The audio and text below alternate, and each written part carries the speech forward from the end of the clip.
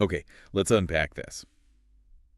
You ever feel like the sheer volume of news in the global TV, film, and media industries is just relentless? Oh, absolutely. One minute you're catching up on a new trailer, the next there's a major acquisition or, a whole new streaming strategy. It's a lot. It really is. So for this deep dive, we're trying to cut through that constant noise. Mhm. We've sifted through, well, a stack of recent headlines, really, Yeah. to bring you the most significant developments and maybe some genuinely surprising insights. Stuff that gives you a clear picture of what's really happening in entertainment right now. Exactly. We've looked at pretty much everything. Global industry roundups, festival buzz, deep dives into specific market trends, the latest in content production. All that good stuff. Think of this as your sort of express route to being well-informed, highlighting the key shifts, offering some clarity without hopefully drowning you in endless details. Right. What's fascinating, I think, is seeing how these seemingly separate stories actually connect and, point to larger trends. Absolutely. And we've got some really interesting threads to pull on today. We'll be looking at that constant balancing act between, let's say, artistic vision and commercial realities. Right. A24 is a perfect example there. Then we're going to explore the unique landscape of streaming in Africa.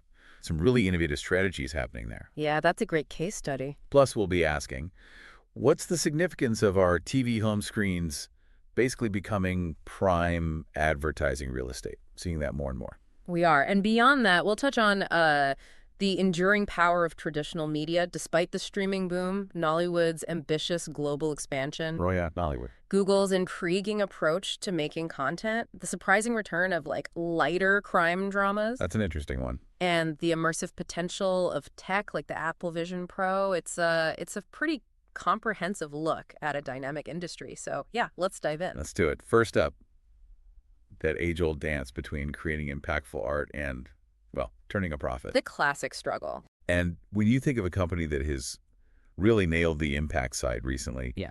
A24 just immediately comes to mind, right? Definitely. They've built this incredible cultural cachet. Like, they're seen as real tastemakers. Mm-hmm. With a string of critically acclaimed, often boundary-pushing films, yet their actual share of the box office is still, relatively small. That's the fascinating part. Despite only grabbing a small slice of the U.S. box office pie, their valuation, multi-billion dollars, it speaks volumes about their cultural influence. Huge, They've incredible. become a brand, synonymous with quality, originality, often backing lower budget projects that just really resonate. Think Moonlight, Lady Bird, everything, everywhere. Those films that dominate the conversation, award season, cultural zeitgeist, all of it. Exactly. But now there are whispers, reports suggesting A24 is looking to move into bigger, more mainstream, and yes, significantly more expensive productions.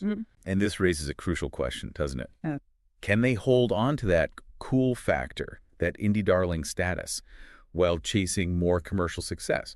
What are the risks, the potential rewards? Well, it's a classic high-stakes gamble in entertainment. The risk, of course, is dilution. They dilute the very thing that made them special. Or you lose the magic. If they start churning out more formulaic, big-budget stuff, will they alienate that loyal audience? The creative talent drawn to their unique brand. That's the worry. Yeah. But conversely, the potential rewards are huge. Greater financial stability, attracting even bigger names, a broader platform, showcasing their unique storytelling to way more people. It's a balancing act. And it's not just talk. We're seeing examples already. Spike Lee's new film, Highest to Lowest, that's an Apple A24 co-production. Right, based on Kurosawa's High and Low set in New York, that feels like a bigger swing. Definitely broader appeal, likely a bigger budget. And then there's Sorry Baby, premiered strong at Sundance, won a writing award. Now it's opening Edinburgh after screening at Cannes. And that feels more like classic A24, right? More in line with their established indie vibe. Exactly. So it seems like they're diversifying strategically.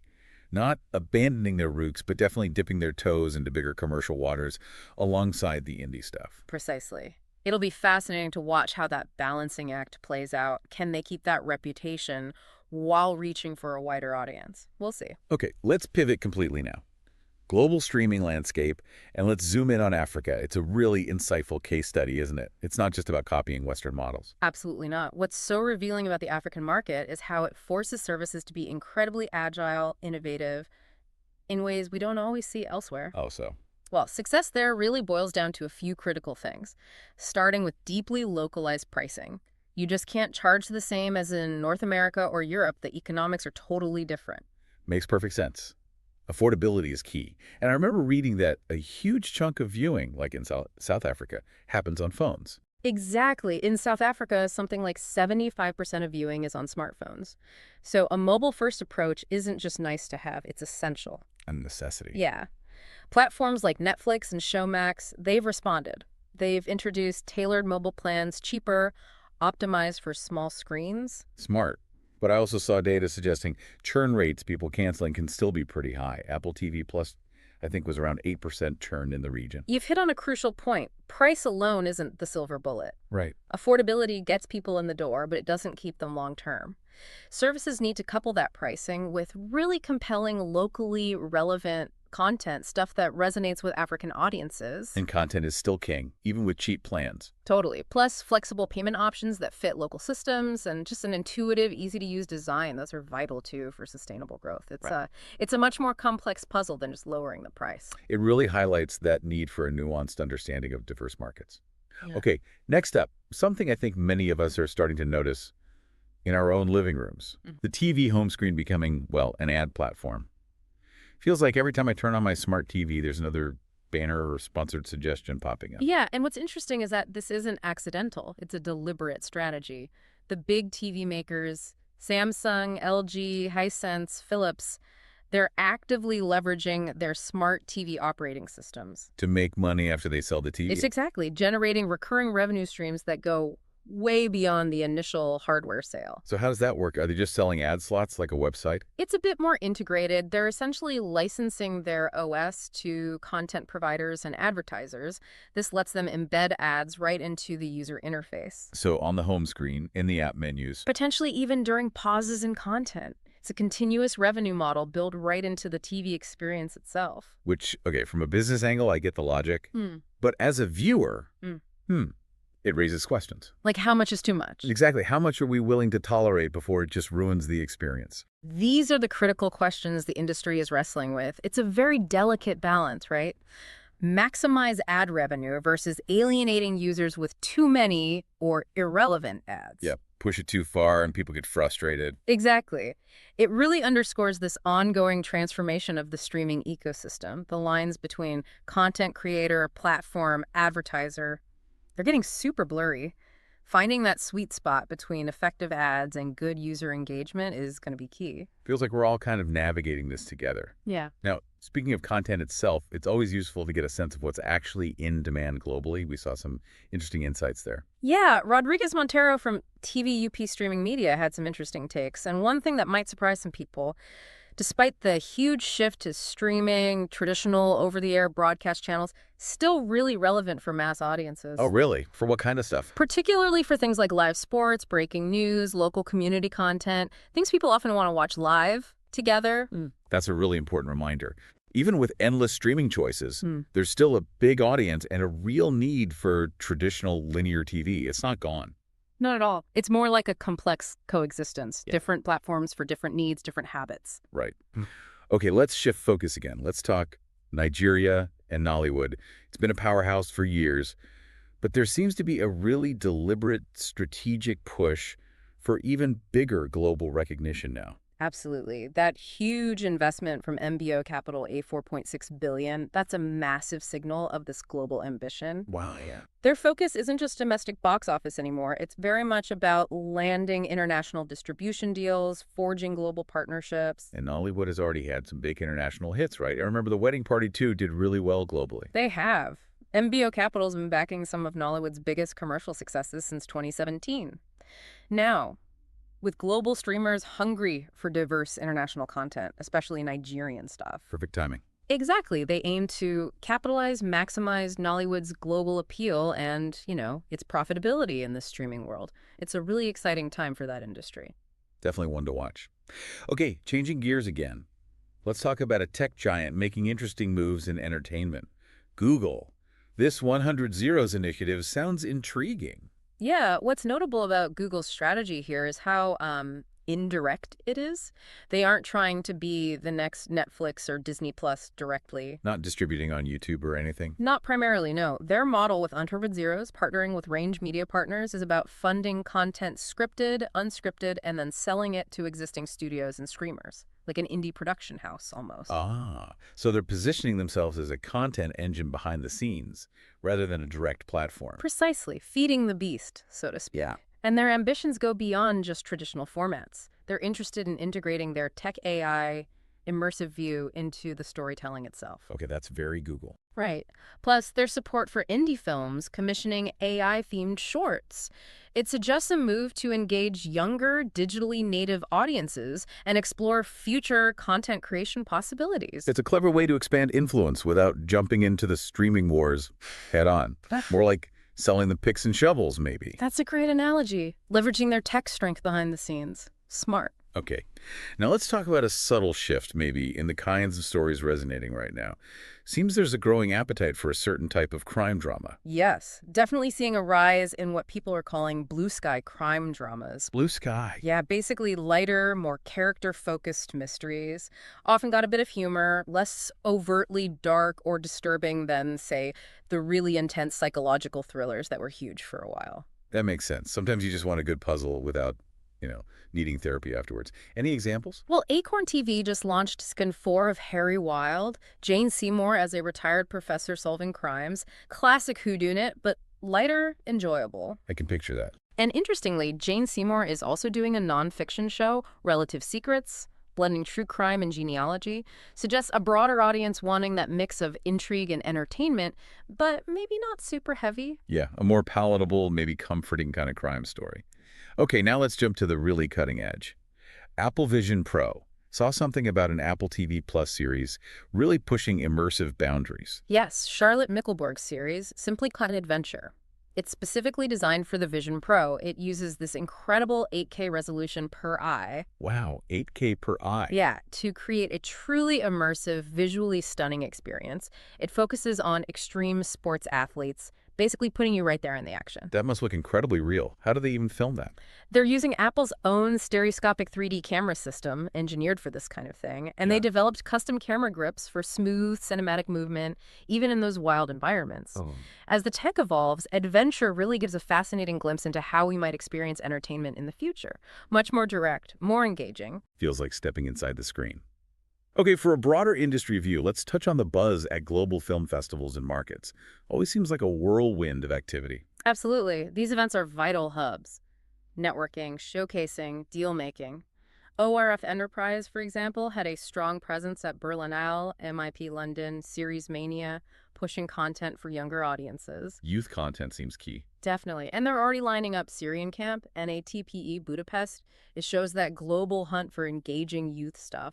And Canada's positioning itself too, right? Yeah. Content Canada 2025 focusing on the new content economy, AI, international co-productions. Exactly. Then you've got the big festivals, Cannes, Edinburgh. They're premier platforms, but also huge marketplaces. We mentioned Spike Lee at Cannes, A24 opening Edinburgh. Even smaller indies like Animal and Mad Fabulous get visibility via showcases like Con Grade 8. And it's not just finished films. It's about fostering future projects too, like Zucker from Scott Free and Bauer from Amazon MGM talking co-productions at Monte Carlo. Precisely. Referencing their own project, Pompeii, A Day of Fire. These co-production talks are crucial now. Shared resources, access to diverse markets. Makes sense. And specialized events like PUSH in Paris for unscripted. It shows the diversity within the industry.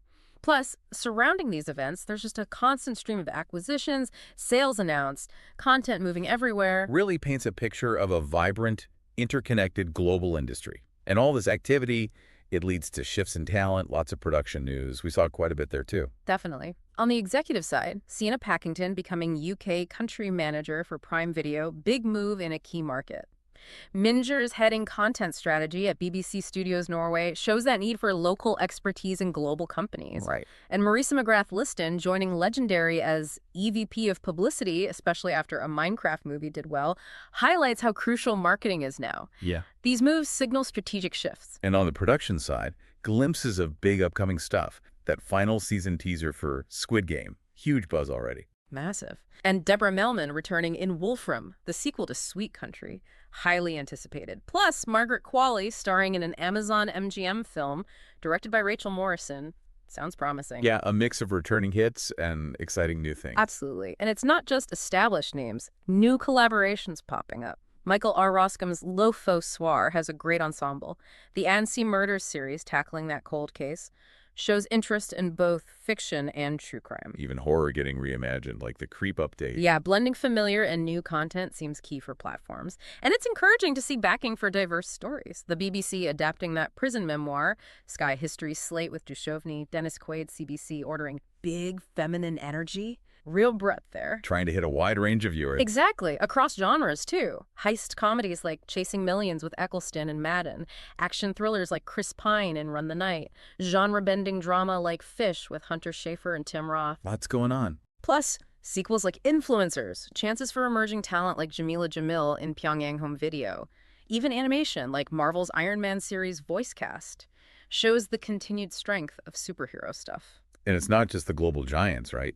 Hearst Network's Africa, greenlighting new shows, and renewals shows investment happening in regional markets too. Absolutely. Catering to local audiences. And underpinning all this production is a constant current of business developments, acquisitions, mergers, new ventures, really shaping the industry's future. Yeah, some notable deals. Amazon MGM grabbing worldwide rights for The Beekeeper 2. That's significant. Big acquisition. And the rebranding of Johnson Production Group and Reel One as Studio TF1 America, clear signal of expanding into English language content. And Comcast's cable spinoff getting a name for Sant, outlining its assets.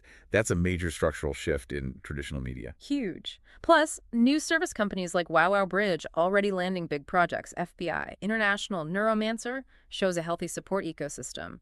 Even digital content firms like Stapleview expanding with investment. Growth in short form continues. Also seeing targeting of specific audiences, like Crime and ZDF for the Spanish-speaking market. And consolidation continues. 7 network buying Southern Cross Media's regional assets in Australia desire for scale. Even genre specialists like Box to Box expanding into Latin America, broadening their footprint. And innovation at all levels. Amazon buying that Kaylee Cuoco thriller Vanished. New distribution players like Aura Entertainment launching. Even smaller players making marks, like Nathan Wilkes launching a preschool animated series, Temmie's World, on YouTube Kids. Diverse avenues opening up. And IFC Films rebranding as independent film company, doubling down on their indie roots. And things like the Netherlands Film Fund offering incentives shows how countries support local talent. Plus, Prime Video Germany buying that off-the-fence package shows ongoing demand for library content. Indeed. And finally, just quickly, renewals and cancellations always offer clues about platform strategies and performance. Yeah, like getting a 5th season on Apple TV Plus suggests it's working for them. Right, resonates with their audience. While decisions to end Acapulco after season 4, also on Apple, and Nickelodeon canceling Tyler Perry's Young Dylan after 5 seasons, shows the finite life of shows, even successful ones, in this streaming world. Constant evaluation. Exactly. And it's definitely good to see initiatives like Screen NSW's Fund for Diverse Creators and that Ukrainian Film Academy Netflix Great program. Shows commitment to fostering talent, providing support in tough times. Crucial for the creative ecosystem's health. So as we wrap up this deep dive into, well, the whirlwind of recent entertainment news, several key themes really stand out, don't they? Yeah, definitely. That constant tension, the negotiation between artistic vision and commercial pressures, we see it everywhere. And the A24 story is a perfect example. The global streaming landscape still so complex, so diverse, requiring really different strategies in different places. Like the Africa case study showed. The TV experience itself is changing fundamentally, with our home screens becoming part of the ad ecosystem. Right. That's a big shift for viewers. And just the overall landscape of making stuff, distributing it, consuming it, it just remains incredibly dynamic, always shifting. Absolutely. This week's news is just a snapshot, but it shows how multifaceted and adaptive this industry is. So here's a final thought for you to mull over. With all these big changes in how content gets made, distributed, even paid for, what kinds of stories do you think will really capture our imaginations, really resonate in the years to come? Good question. And as advertising gets more woven into our viewing, what does that mean for how we discover and maybe connect with the shows and films we love? Just some food for thought. Definitely something to think about. And we'll be back very soon with another in-depth look into the forces shaping the world of entertainment.